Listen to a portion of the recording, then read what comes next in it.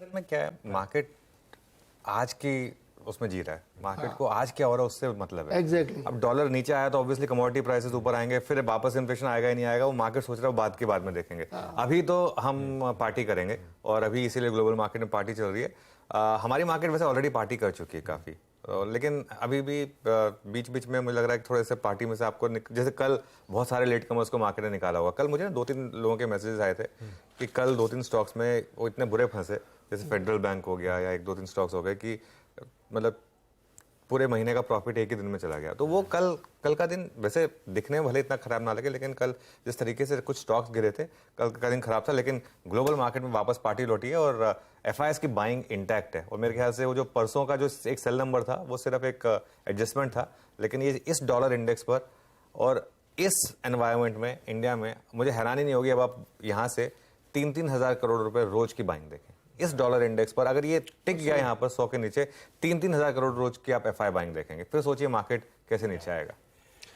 अच्छा, फेडरल हमको लगता है बड़ा पलटे। शालिनी वारियर वाली खबर पढ़ी आप लोगों ने? शालिनी वारियर फेडरल बैंक में उनको साउथ इंडियन बैंक के लिए खबरें चलाई गई कि सिलेक्शन कमेटी ने चुन लिया कि साउथ इंडियन बैंक को हेड करेंगे, एमडी सीईओ बनेंगी, सर्च कमेटी ने उनको चुना है।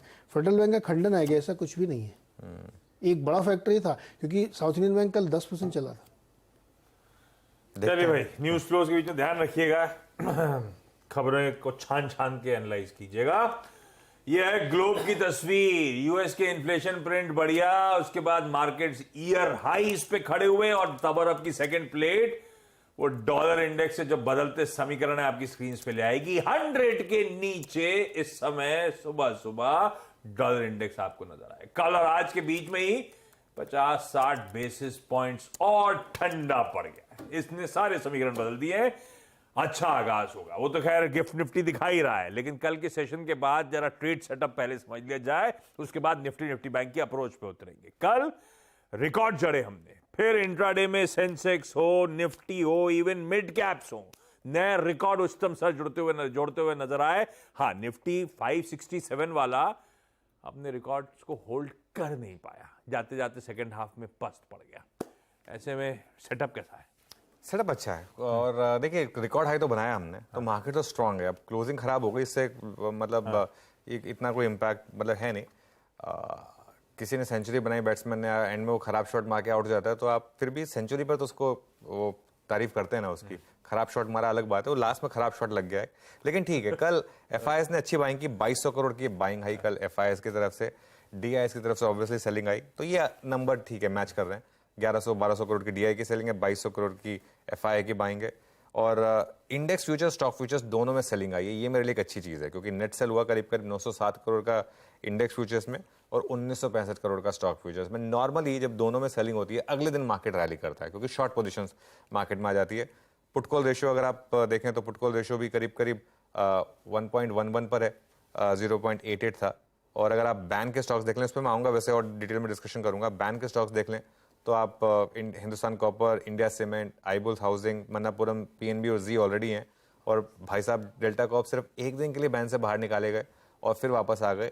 ये अपने आप में एक डिस्कशन टॉपिक है, इस पर मैं डिस्कशन करूंगा, बहुत फैसिनेटिंग है ये। लेकिन कल डेल्टा कॉप वापस आ गया बैन में। अब अगर आप बाकी के क्यूज देखें तो ठीक है, निफ्टी फ्यूचर्स में थोड़ा ओपन इंटरेस्ट ऐड हुआ, प्रीमियम भी थोड़ा कम हुआ है। लेकिन जो चीज़ मैंने कल दिखाई थी ना, मैं आज वापस दिखा रहा हूँ उसको। वो टेबल लेकर आइए एक बार आप निफ्टी की, वो टेबल की सिग्निफिकेंस समझिए, क्योंकि ये अब 5 बार ऐसा हो चुका है, 5 में से 4 दिन, पिछले 5 दिन में से 4 दिन ऐसे रहे हैं जिसमें निफ्टी का हाई जो है आशीष वो 19,500 के ऊपर रहा है, लेकिन जो क्लोज है वो 19,400 के आसपास रही है। 7 जुलाई को हम 192 पॉइंट गिरे थे, 10 जुलाई को हम 80 पॉइंट गिरे थे, 11 जुलाई को हम 76 पॉइंट गिरे हाई से, 12 जुलाई को हम 123 पॉइंट गिरे और कल हम 153 पॉइंट गिरे। ये वो वाली मार्केट है जो नॉर्मली डे हाई पर बंद हो रही थी, डे हाई से ही नीचे बंद हो रही है। तो एक बात बताऊं मैं आपको, इस मार्केट में पोजिशनल लॉन्ग और इंट्राडे शॉर्ट, पोजिशनल लॉन्ग पे पैसा बन रहा है आपका क्योंकि गैप अप मिल रहा है आपको, इंट्राडे शॉर्ट में पैसा बन रहा है आपको क्योंकि हायर लेवल से मार्केट स्लिप कर रहा है।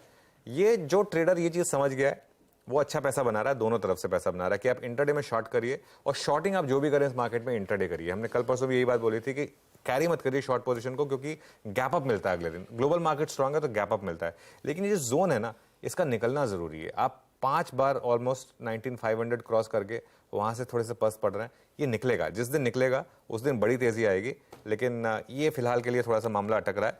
लेकिन जैसे मैं कह रहा था, आज मार्केट में एक पॉजिटिव फैक्टर है कि शॉर्ट्स जुड़े हैं। कल मैं एफआईएस के नंबर्स देख रहा था, कल 9300 शॉर्ट जुड़े, और वो जो लॉन्ग शॉर्ट था जो 72-73% लॉन्ग तक पहुंच गया था, अब 69% लॉन्ग पर आ गया है, 31% शॉर्ट पर आ गया है।